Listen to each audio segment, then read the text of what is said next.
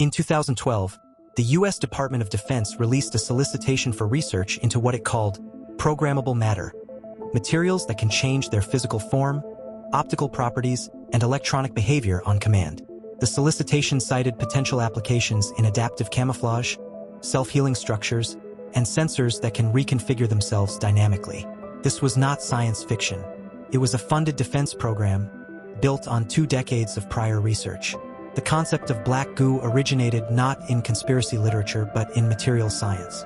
Ferrofluid, a suspension of magnetic nanoparticles in carrier fluid, was developed by NASA in the 1960s for fuel management in zero gravity.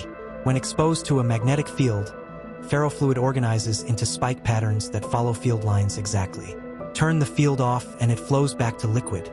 The material responds to electromagnetic input and reorganizes its physical structure accordingly.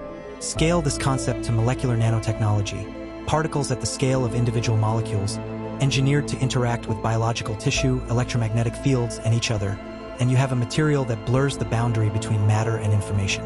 Harald Kautz-Vella, a German materials scientist whose work circulated in alternative research communities beginning around 2013, made a specific and alarming claim that a form of self-organizing nanoparticulate matter, which he described as black goo, had been detected in environmental samples, in petroleum deposits, and in biological systems, and that it appeared to exhibit behavioral properties inconsistent with any known inorganic or synthetic material.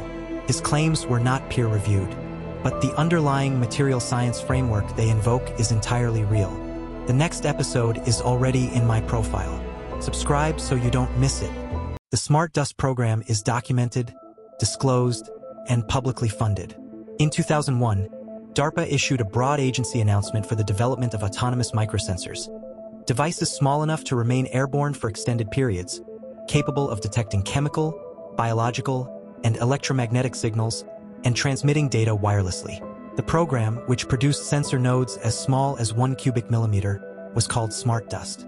The term was coined by Chris Piester at UC Berkeley, who published foundational research on the concept in 1999. By 2010, the concept had evolved.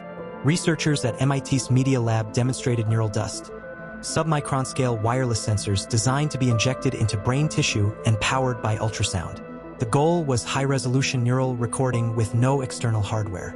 The 2016 publication of this work in the journal Neuron documented functional implementation in animal models.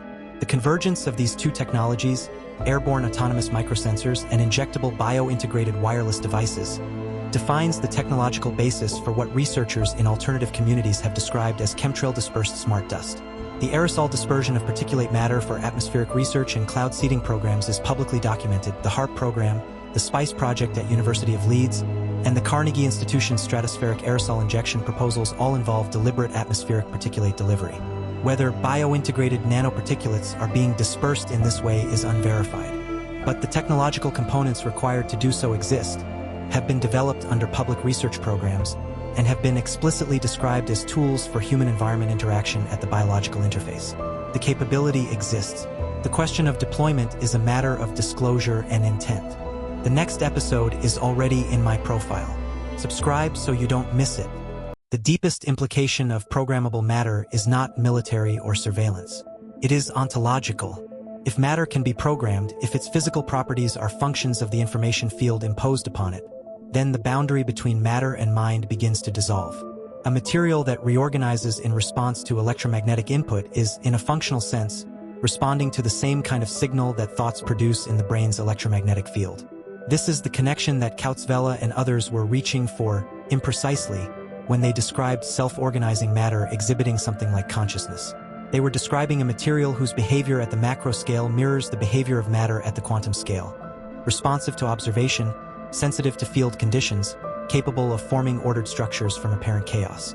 The ancient alchemists described a philosophical mercury, a living, intelligent substance that bridged the mineral and the vital.